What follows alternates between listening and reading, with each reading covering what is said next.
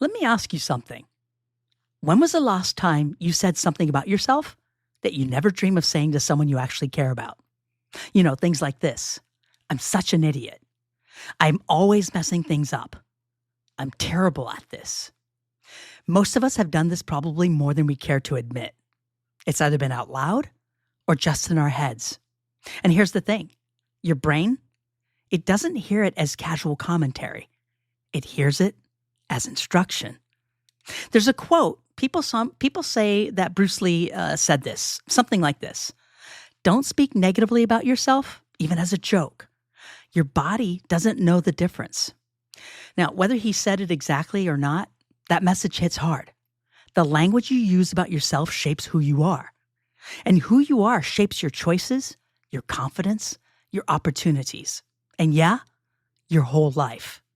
Think about it. Every time you tell yourself, I can't do this, I'm not good enough, or I always fail, your brain starts writing a story around that.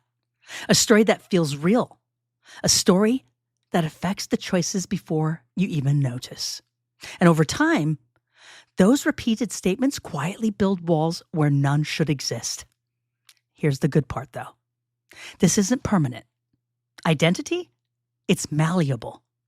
And the words you use about yourself, that's one of the most powerful levers you have to change the trajectory of your future. I'm not talking about fake positivity or cheesy pep talks.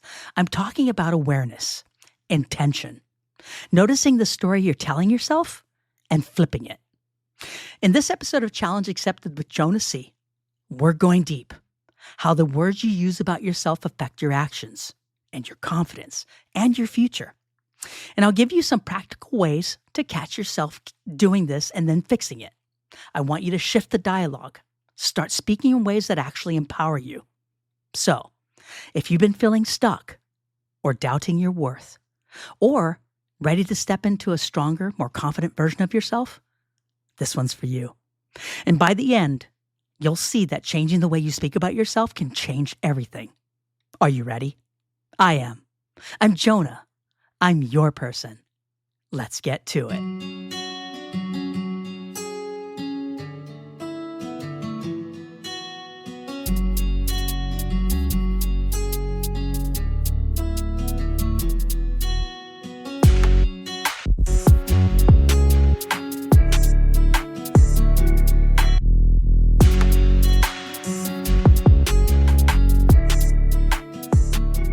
Welcome back to the show.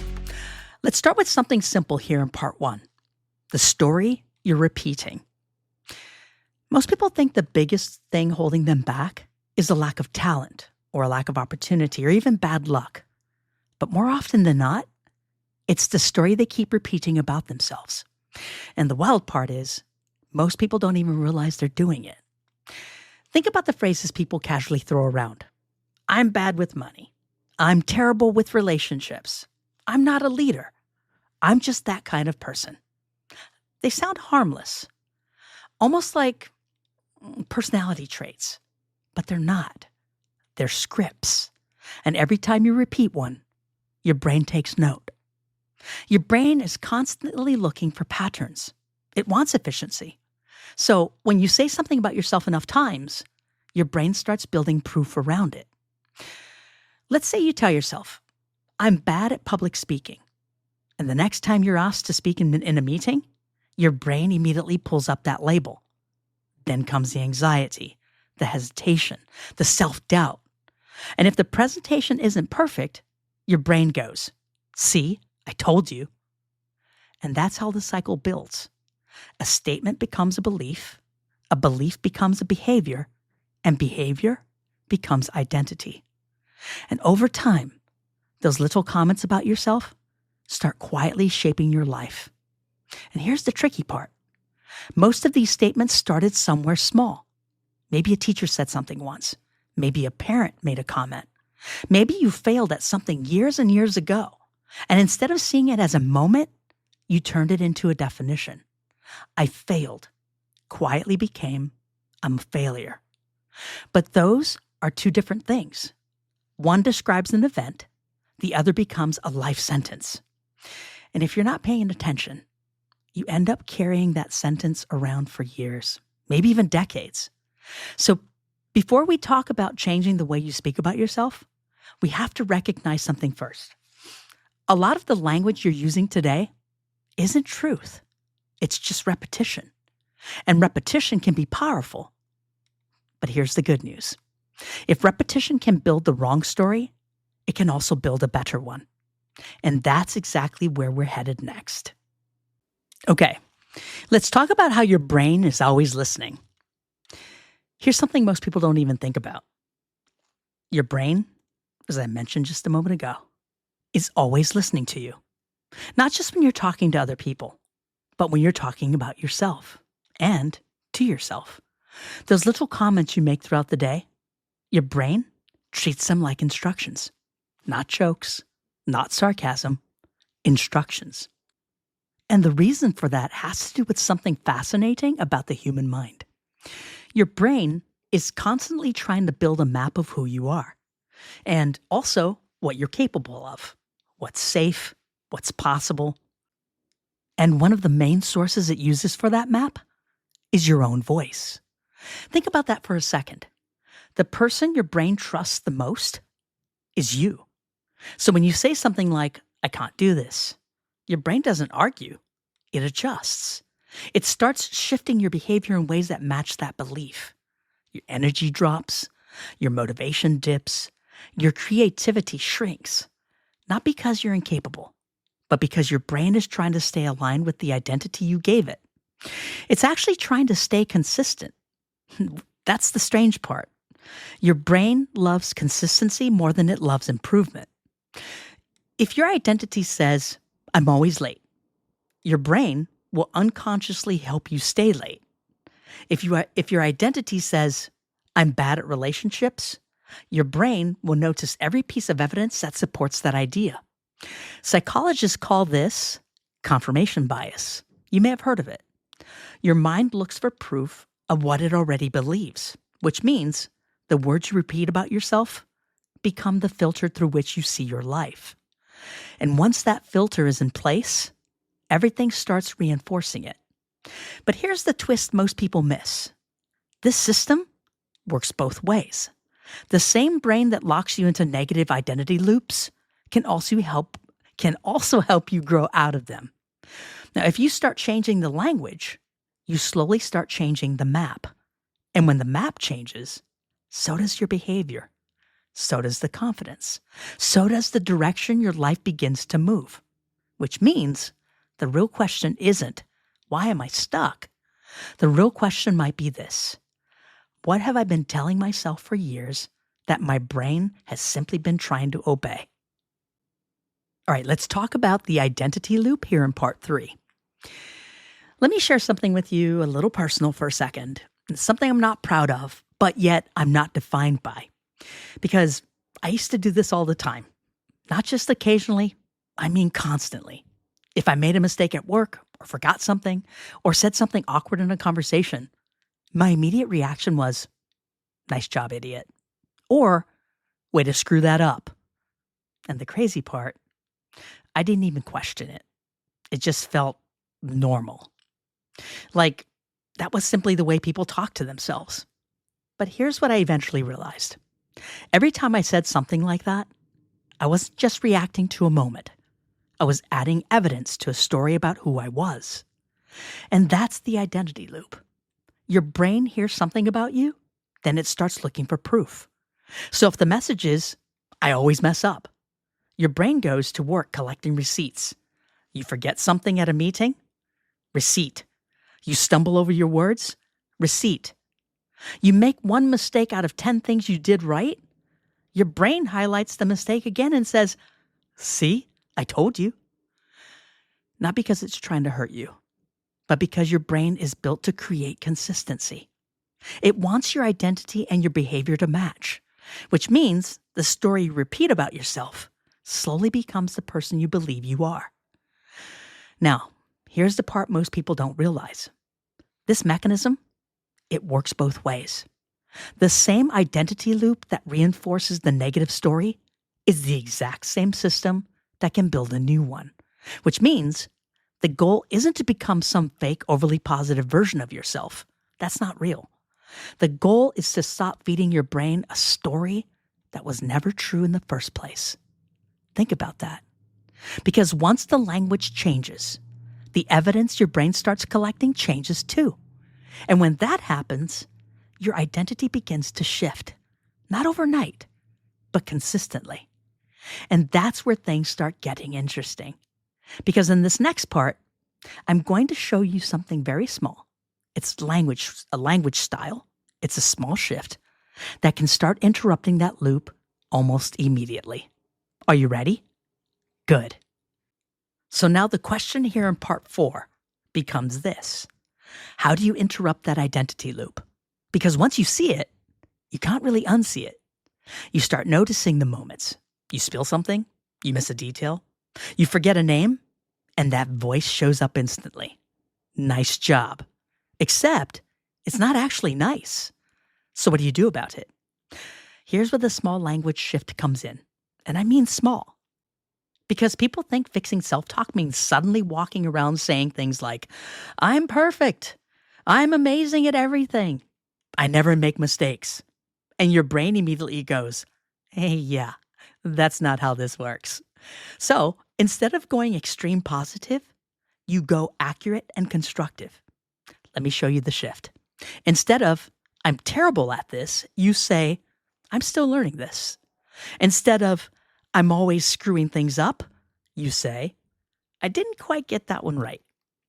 Instead of, I'm bad at this, you say, I haven't figured this out yet. Do you notice something?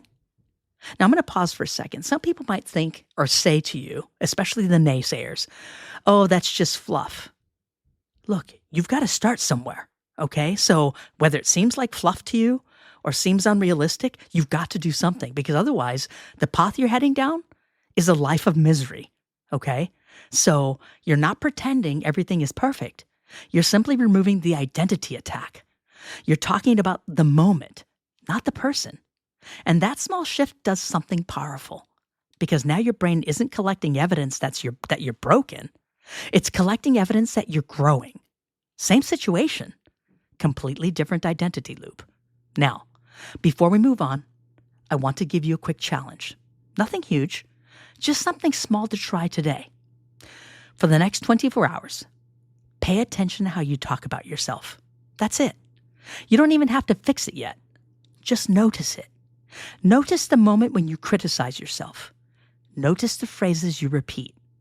Notice how automatic that is. Because once you start seeing it, you'll realize something important. That your voice, the voice in your head, it's not permanent. It's just a habit. And habits, they can be changed. All right, let me take this a bit further here in part 5. Because the way you speak about yourself doesn't just affect how you feel, it affects how you live, the risks you take, the opportunities you pursue, the rooms you believe you belong in. Think about that. If someone constantly tells themselves, I'm bad with people, I'm not leadership material, I'm not that smart, what do you think happens the next time an opportunity shows up? Maybe it's a promotion. Maybe it's speaking up in a meeting. Maybe it's introducing yourself to someone who could change your life. Most people don't realize it, but their language quietly pulls them backwards. Not because they're incapable, okay? But because they've already voted against themselves. And once that vote is cast internally, your behavior starts aligning with it. Remember the last episode? That's what I'm talking about. You hesitate. You second guess. You shrink. Not because you're small, but because you've been speaking small about yourself for years. Now, flip that for a second. Imagine someone who changes just one thing, their internal language. Instead of, I'm not ready, they say, I'm figuring this out. Instead of, I can't do that, they say, I'm going to try. Instead of, I'm not that kind of person, they say, maybe I'm becoming that kind of person. Do you see the difference? Nothing magical happened. They didn't suddenly gain superpowers, although I think we all have them. They simply stopped disqualifying themselves before life even had a chance to test them. And when that shift happens, something interesting follows. Let me say this: confidence doesn't suddenly explode overnight, but possibility starts expanding. You start raising your hand more. You speak up more. You try things you used to quietly walk away from. Not because you're suddenly fearless, but because you're no longer undermining yourself at the starting line. And that's the hidden power of changing the way you speak about yourself. It doesn't just change your mindset, it changes your trajectory. You are not the person you used to be. Let's talk about that here in part 6. Let me tell you something that a lot of people forget, and I have forgotten it myself. You are not the same person you were 5 years ago. Hell, you're not the same person you were 10 years ago. But here's the crazy part. A lot of people are still talking about themselves like they are. You'll hear it all the time. I've always been bad with money. I've never been good at relationships. I'm just not disciplined. And the moment someone says the word always, that's usually a red flag. Because always locks you into a version of yourself that might not even exist anymore. Think about how much you've experienced, the things you've survived, the lessons you've learned the hard way, the growth that happened quietly when nobody else was paying attention. You're not the same person. But if you keep using old language to describe yourself, you trap yourself inside of an outdated identity. It's like wearing clothes that don't fit anymore. Except, instead of a shirt, it's your self-image. And the world never gets to see the version of you that actually exists today. Here's something that I've learned about my own life. Growth doesn't just happen in your actions. It has to happen in your language too. You have to start speaking about yourself like someone who is evolving, not someone who is permanently stuck. Instead of saying, "That's just how I am," try saying, "That's who I used to be." Small shift, massive difference. Because one sentence locks the door, the other one busts it right open. And that moment, the moment you start giving yourself permission to update the story you tell about yourself, you create space for a new version of you to actually show up. Now here's your second challenge. Here's something I want you to try today or tomorrow, but today or tomorrow. Pay attention the next time you say something like, "I've always been bad at this." When it happens, pause and replace it with this: "That used to be true.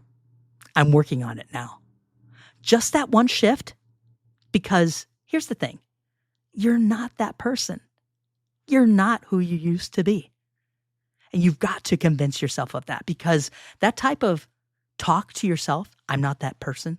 I'm not who I used to be," that is just as powerful as putting yourself down. And it's time your language caught up with your growth.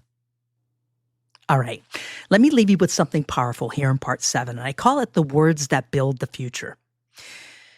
The way you speak about yourself isn't just describing your life, it's building it. And most people think the words that they're saying about themselves is just commentary, like they're sitting in the stands of their own life watching things happen. But that's not what's actually going on. Your words are instructions. Your brain is listening. Your habits are listening. Even your confidence is listening. So when someone says things like, I'm terrible at this. I'm probably going to mess it up. I'm just not that kind of person."